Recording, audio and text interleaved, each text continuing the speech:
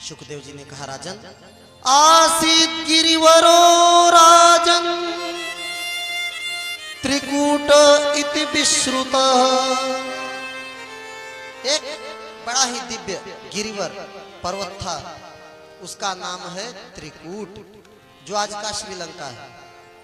क्षीरोदेनावृत श्रीमान योजनायुतमुच्छ्रित। वो त्रिकूट पर्वत क्षीर सागर के आवरण से घिरा हुआ है। उसी त्रिकूट पर्वत पर एक दिव्य सरोवर था और उस त्रिकूट पर्वत पर गजराज रहा करता था, मतवाला हाथी। वो गजराज कभी परिवार के साथ जल में स्नान करता, कभी जंगल में फल खाता। उसका भरा पूरा परिवार था, कई पत्नियां थी, कई बच्चे थे। एक दिन वह गजराज उसी सरोवर में स्नान करने के लिए प्रविष्ट हुआ और स्नान करने में इतना मग्न हो गया कि भूल गया कि हमें बाहर भी निकलना है। और स्नान करने के समय जो एक सभ्यता होती है वो भूल गया। लगा हलकोर ने पूरे तालाब को, और उसी में एक मगर था, मगरमच्छ रहा करता था। बलवान ग्राह उसने जाकर के हाथी के उस गजराज के आगे का पैर पकड़ लिया। जब गजराज के चरण ग्राह ने पकड़े तो गजराज ने अहंकार वश किया, अरे मैं गजराज हूं, ये तुच्छ मगर हमारा पैर पकड़ेगा, और झटक दिया। लेकिन वो छूटा नहीं। धीरे धीरे ग्राह की पकड़ मजबूत होती गई। अब गजराज खींचना चाहा, जब खींचने में असमर्थ हुआ, वो बलवान ग्राह बार बार जल में खींचे जा रहा था। तो फिर गजराज ने अपने परिवार के लोगों से कहा, अरे भैया जरा सूंड में सूंड मिलाओ। अपनी पत्नियों से कहा। कुछ दिन के बाद भाई बंधु भागे वहां से कि ये तो मरेंगे ही, हमको भी मार डालेंगे। सब डूबने लगे तो भाई पटीदार भाग गए। पत्नी जो थी बेचारी, 2-3 हथिनियां जिनको जैसा प्रेम था, सबने बार बार जोर किया। अंत में पत्नियों और बच्चों ने भी साथ छोड़ दिया। अब गजराज का कोई सहारा नहीं। गजराज मन ही मन पश्चाताप करता है कि हाय, इनके लिए जीवन भर हमने लूटपाट किया, इनके लिए जीवन भर मैं कमाया, आज ये हमारा साथ छोड़कर भाग रहे हैं। ये वास्तव में किसी गजराज की नहीं, हमारी आपकी कथा है। हम आप ही गजराज हैं। इस माया रूपी सरोवर में, इस संसार में नहा रहे हैं। और नहाने के दौरान जैसे गजराज सूंड में जल खींचकर अपनी पत्नियों पर फेंकता है, सबको बड़ा आनंद आता है, वैसे हम भी इसी संसार सरोवर से धन खींचकर परिवार पर लुटाते हैं। लेकिन जिस दिन मगर ने पैर पकड़ लिया, जिस दिन बतास हो गया, तो लक्षण है कि काल ब्याल मुखग्रास है। काल रूपी ब्याल ने ग्रसना शुरू कर दिया। जब पैर जाम हो जाए तो सचेत होना चाहिए। दुखी नहीं होने की जरूरत है, आनंद में होने की जरूरत है कि अब स्वभाव से छल कपट निकालना है। अब आनंद में समय बिताएंगे, डरना नहीं है। मृत्यु से जो डर गया तो रोज मरेगा। जो टेंशन फ्री रहेगा वो एक बार मरेगा। अब मगर ने जब पैर पकड़ा तो जैसे खूब प्रयास करते हैं, लेकिन मगर की पकड़ मजबूत होती गई। वैसे ही जब काल रूपी ब्याल पांव पकड़ता है ना, तो अब भले उसका नाम आप दे दो कि बतास हुआ है या कभी चोट लगा होगा, लेकिन कोई डॉक्टर आर्थो तेल काम नहीं करेगा। वो धीरे धीरे उसकी पहले पांव झुकेगा, उसके बाद कमर झुकेगी, उसके बाद फिर नजर भी धीरे धीरे मंद हो जाएगी। और कोई परिवार का साथ नहीं दे पाएगा, क्योंकि पत्नी मकान तक साथ देगी, परिवार के लोग स्मशान तक साथ देंगे, बेटा अग्निदान तक साथ देगा। उसके बाद तो भगवान का भजन ही है जो आगे लेकर जाता है। आगे की यात्रा कोई साथ नहीं देता। अब गजराज दुखी होकर के लगा भगवान को पुकारने, हे दीन दाता दया दया कीजिए। दीन दाता दयालु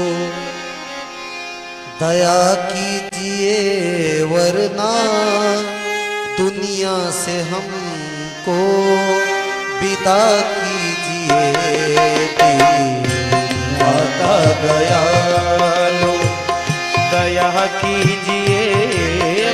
वरना दुनिया से हमको विदा कीजिए। दाता दयालु दया कीजिए, वरना दुनिया से हमको विदा कीजिए। दाता दयालु दया कीजिए, वरना दुनिया से हमको विदा कीजिए। दाता दयालु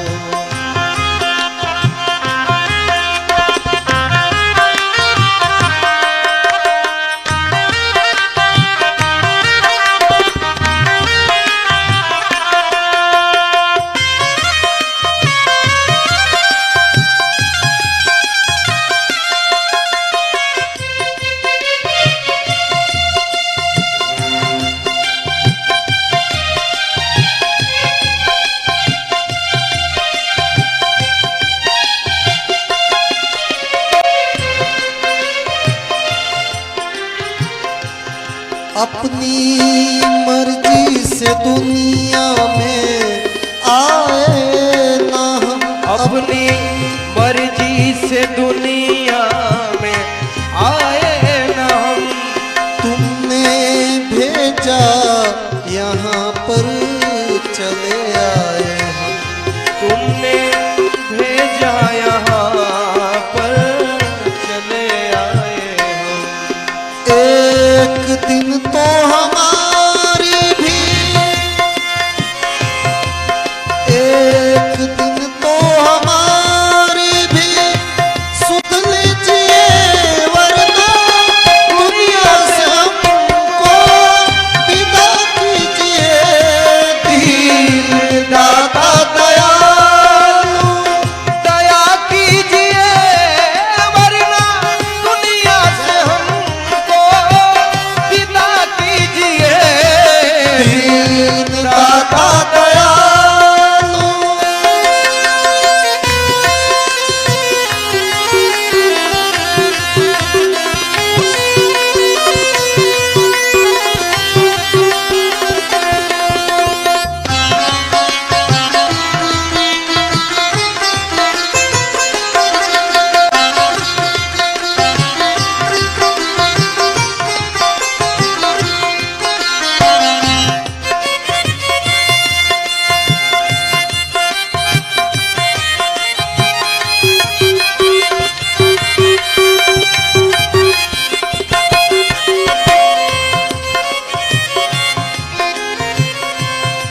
मेरी टूटी है नैया भंवर में फंसी। ओ मेरी टूटी है नैया भंवर में फंसी।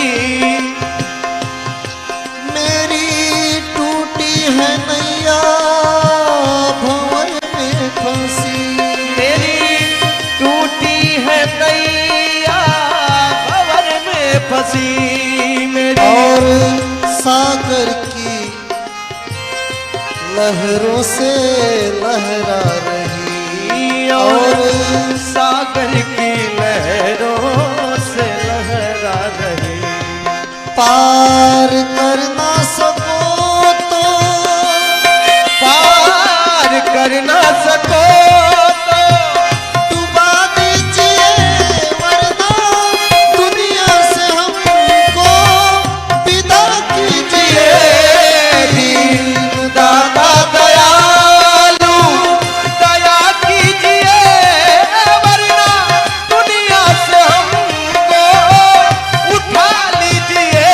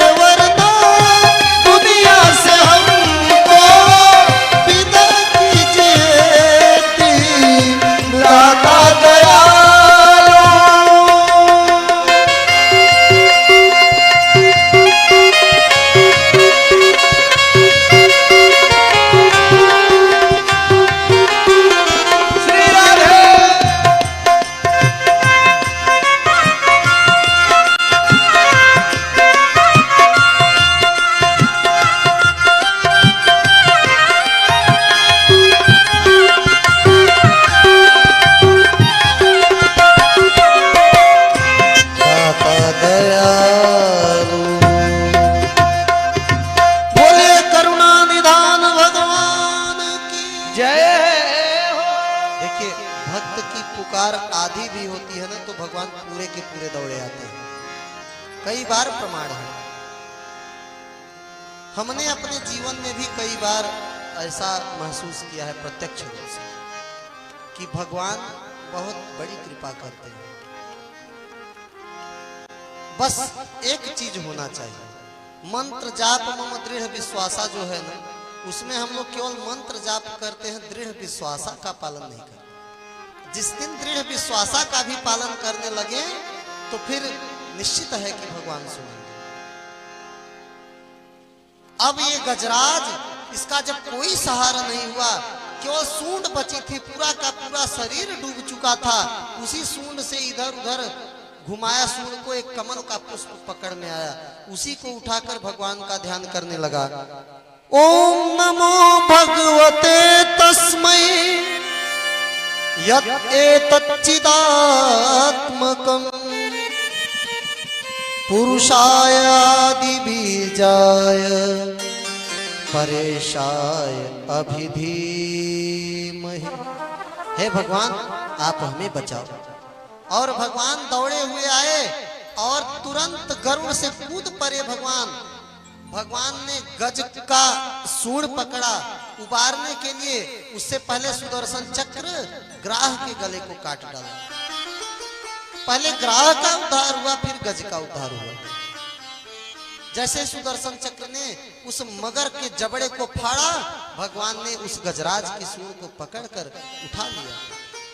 भगवान का स्पर्श पाते ही वह एक गंधर्व के रूप में परिणत हो गया, बदल गया। और सुदर्शन चक्र का स्पर्श पाते ही वह ग्राह भी एक दिव्य गंधर्व का रूप धारण कर लिया। ये हाहा और हूहू नाम के गंधर्व थे, ये कोई राक्षस नहीं थे। हाहा हूहू नाम के गंधर्व थे और देवल ऋषि के श्राप से ये गज और ग्राह बन गए थे। एक बार देवल ऋषि नदी में स्नान करने गए तो यही दोनों गंधर्व के पुत्र बालक थे उस समय। इन्होंने क्या किया कि नीचे नीचे तैरते हुए जाकर के देवल ऋषि का पांव पकड़कर ऐसे नौटंकी किया जैसे मगरमच्छ ने पांव पकड़ा। अब देवल ऋषि बेचारे जचक के निकले तो ये दोनों बालक खड़े होकर हंसने लगे। अरे डर गए डर गए डर गए। देवल ऋषि को बड़ा क्रोध आया। उन्होंने कहा, मूर्खों, इसी में आनंद है तो तुम दोनों आपस में पकड़ा पकड़ी करना। चलो मैं श्राप देता हूं, तुम दोनों गज और ग्राह बन जाओ। फिर दोनों लगे रोकर प्रार्थना करने। तो देवल ऋषि ने आशीर्वाद दिया कि चौथे मनवंतर में हरिमेधा नाम के ऋषि की हरिणी नाम की पत्नी से भगवान हरि का अवतार होगा और तेरा उद्धार करेंगे। बोलिए हरि नारायण भगवान की।